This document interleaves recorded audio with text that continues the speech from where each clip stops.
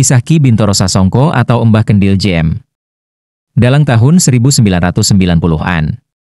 Dengan ide kreatif dan inisiatifnya, pagelaran wayang kulit yang semula lugu dipadukan dengan rock dangdut, pelawak dan lain-lain. Namun hujatan dan hinaan didapatkan secara bertubi-tubi.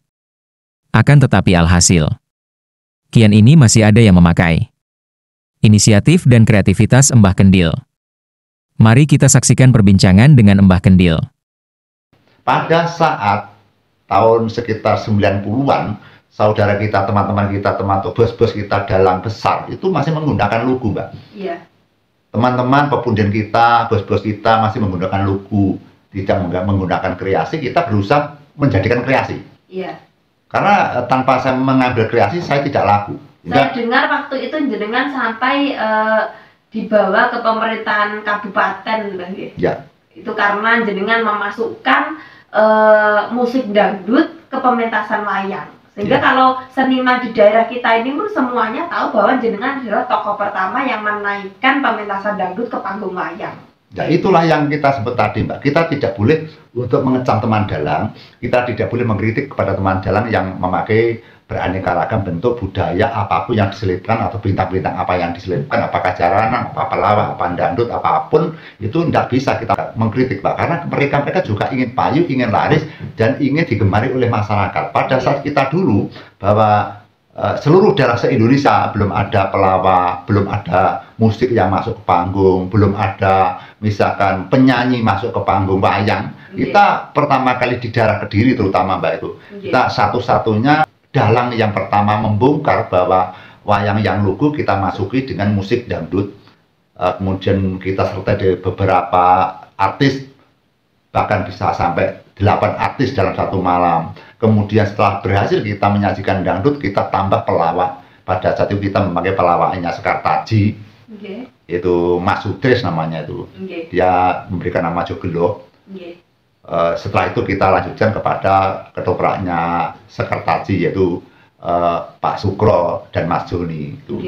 Jadi ya, di tahun-tahun 90-an itu belum ada pelawak-pelawak yang masuk ke panggung pewayangan. Kita lebih pertama kali berani memajukan, memberikan bintang-bintang yang artinya banyak sekali tanggapan-tanggapan daripada teman-teman dalang yang benci kepada kita. Padahal kita sering sekali dihujat oleh teman-teman dalang, sering sekali kita dihina-hina oleh teman-teman dalang kita bahwa kita bisa laris, kita bisa penontonnya banyak bukan karena dalangannya, karena dari bintang-bintangnya, dari penyanyinya, dari dangdutnya, dari pelawaknya.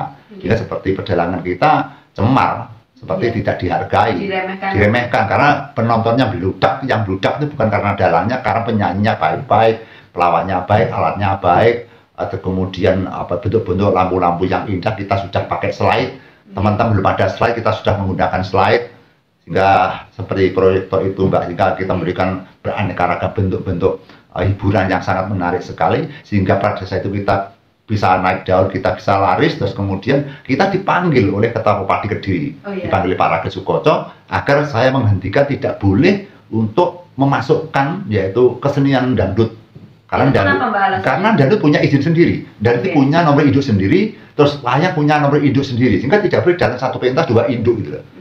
Jadi harus kalau wayang saja, kalau dangdut ya dangdut saja gitu, tidak boleh wayang dicampurin dangdut. Saya dipanggil sampai 3 kali. Namun kita tidak bisa membendung dengan permintaan masyarakat, karena masyarakat mintanya harus pakai dangdut. Akhirnya lama-lama kita sering menggunakan dangdut, akhirnya banyak sekali teman-teman yang mengikuti. Banyak sekali teman-teman yang ikuti, seperti Mas Denan atau Mas Dalang Nyauk atau Mas Dalang Denan, kemudian Mas Pono Degleng, dan banyak sekali dalang-dalang yang mengikuti, yaitu memasukkan dangdut ke dalam ragam yaitu pementasan wayang kulit. Hingga sampai sekarang kan banyak sekali, Mbak, bahwa elektron atau merupakan bentuk-bentuk musik dangdut yang dimasukkan ke dalam pewayangan hingga sampai sekarang masih digunakan daripada teman-teman kita. Itu juga perjuangan daripada kita-kita ini, Mbak. Bagaimana agar wayang ini tetap bisa lestari, tetap digemari oleh masyarakat, karena yang namanya musik dangdut itu penggemarnya sudah banyak sekali gitu, Mbak. Sehingga kita mempertahankan agar penonton itu banyak. Sehingga kita bercerita ini dalam arti pertanyaan Mbak Lulu, apakah saya tidak senang apabila kita menggunakan yaitu pementasan yang bercampur sari atau pementasan yang hura-hura, kita senang saja Mbak, kita senang saja. Tapi untuk tahun-tahun ini kita mencoba untuk yaitu memberikan sebuah cerita-cerita, kita kembalikan sedikit-sedikit ke pewayangan dulu atau pakem-pakem dulu, agar setidaknya cerita-cerita, lakon-lakon wayang itu tidak ditinggalkan, tidak dilupakan oleh para penonton. Utamanya para generasi seni kita ini. Saya ulangi, kenapa kita pakai penyajian akhir-akhir ini dengan lugu atau cerita-cerita biasa, tidak ada dangdutnya, tidak ada pelawaknya. Kita menekankan cerita-cerita lakon-lakon, yang mana lakon-lakon itu benar-benar karangan dari nenek moyang kita, dan ada cerita-cerita yang asli dari India. Sehingga kita memang memberikan kepada masyarakat bahwa nenek moyang kita itu punya cerita yang beratus-ratus. Banyak sekali cerita-cerita wayang yang dikarang oleh nenek moyang kita, ditambah cerita asli dari India, baik dari Ramayana atau Mahabharata. Sehingga kalau cerita-cerita nenek moyang ditenggelamkan, tidak diunggahkan, tidak diperagakan, maka teman-teman kita, saudara kita, atau daripada anak cucu kita nanti akan lupa dan tidak mengerti tentang cerita-cerita wayang. Sehingga tidak menutup kemungkinan bahwa suatu saat nanti kita juga mengadakan pementasan kontemporer. Kembali kepada era dulu. Tapi untuk zaman sekarang, untuk tahun-tahun ini kita lebih condong untuk klasik saja. Kita menekankan tentang cerita-cerita wayang atau kisah-kisah wayang itu dulu, Mbak. Terus kemudian ini Mbak, yang menjadi pertanyaan besar yang mana kita tahu setiap tahunnya seperti sekolahan-sekolahan seni itu mengeluarkan bibit-bibit unggul dari pedalangan, kemudian sinden, wiyogo, pengrawit, dan lain sebagainya. Itu kan banyak sekali, ribuan Mbak. Nah, sedangkan dewasa ini saya melihat masyarakat sekitar kita ini menyenangi kesenian wayang ini menurun, apalagi dengan adanya media sosial. Orang-orang itu daripada menonton pementasan wayang, mereka lebih enak kalau lihat streaming di rumah. Terus kemudian mohon maaf Mbak, ini menurut saya pemerintahan kita saat ini pun juga kurang peduli dengan kebudayaan wayang, yang mana jika tahun-tahun dulu kita seringkali mendengar atau mungkin seringkali kita melihat siarannya bahwasanya di Istana Negara itu hampir setiap tahun itu nanggap wayang. Tapi sudah beberapa tahun terakhir ini seperti saya tidak dengar. Dan kemudian masyarakat kita ini pun juga atau tidak menggemari kesenian wayang ini. Ibaratnya gini loh Mbak, dalangnya banyak yang nanggap sedikit. Nah, itu gimana untuk masa depan pewayangan ini menurut Anda? Yang jelas tergantung kepada kita-kita sebagai pekerja seni, termasuk kepada aparat negara. Sehingga aparat negara tidak boleh untuk melepaskan kepada para pekerja seni. Karena pekerja seni hanya orang-orang yang mencari uang, tidak melulu mereka melestarikan seni budaya itu. Sehingga seperti dalang dan yang lain termasuk Yoko Sinden itu utamanya kan mencari uang, Mbak.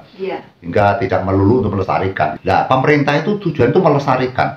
Kalau pemerintah itu tadi tidak peduli kepada kesenian wayang, maka akan malapetaka bahwa berapa puluh tahun nanti bisa juga wayang itu akan punah, akan hilang, tidak ada yang menonton sama sekali. Bahkan sekarang saja kalau sudah canggihan baik dalang kecil atau besar itu sudah lebih dari separuh yang pulang. Apalagi dalang-dalang yang tidak punya merek itu belum wayang mulai sudah hilang penontonnya.